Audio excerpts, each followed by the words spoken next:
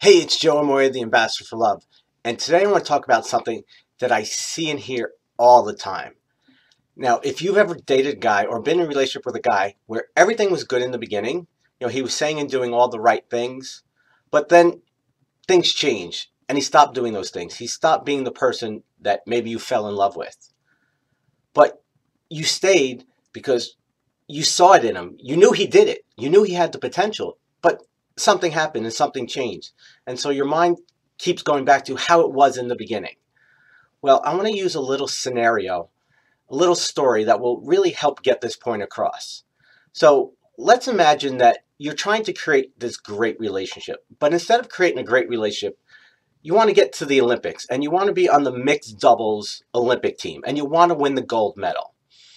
And so you have a partner and your partner's pretty good and you've really got great rapport. But then something happens and you kind of move apart from each other. And then you come back a while later and you see that your partner's in a wheelchair and he's sitting on the other side of the court. And you see he's got arms, he's got legs, and he's got a racket. And you hit the ball to him and he doesn't return it back. And you're just like, I don't get it. He used to be such a great tennis player. And you're looking at him and you go, but he's got arms, he's got legs. He should be able to hit the ball back. And so you hit it to him again and he doesn't hit it back. What's going on here? So you're looking at him and realize that based on the past, he used to hit it back and you used to have great volleys. You had a great game and you were great partners together. But now, obviously, he's not hitting it back. The problem is you're looking at his arms and his legs and you're saying, well, he should be able to do it because he did it in the past. Well, you got to realize he's not doing it.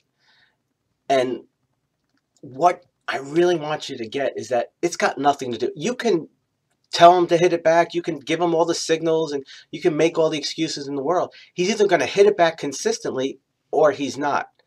Now, I totally get this. I was in a relationship with someone who, we had a great volley in the beginning.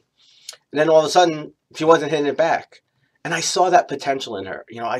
I knew that deep inside, she was a wonderful person who had a lot to offer.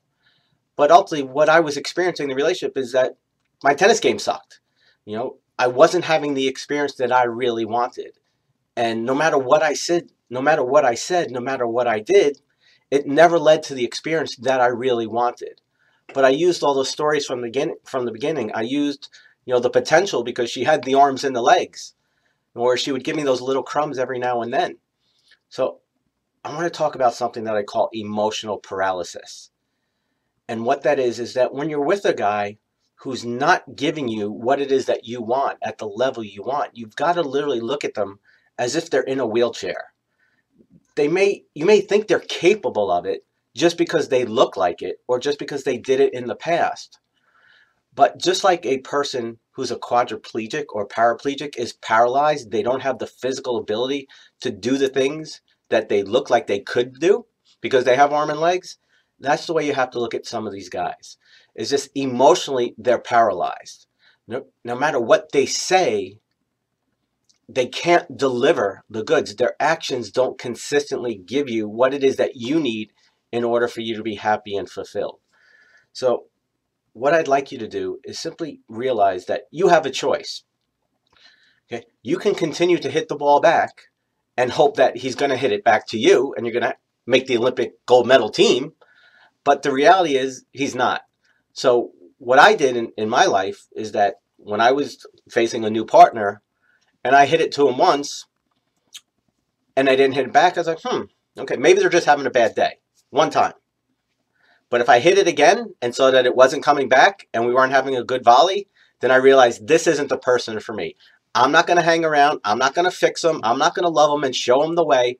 Let somebody else do that. My life is too important.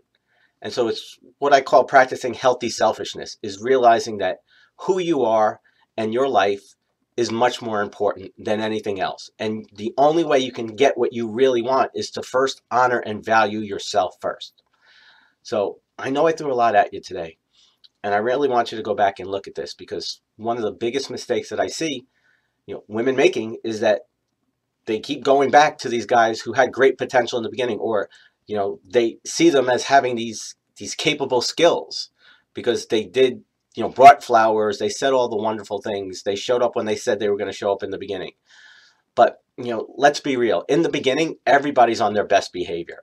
Everybody pretends to say and do things just so the other person will like them and fall in love with them. That's why I strongly recommend from day one, simply be yourself.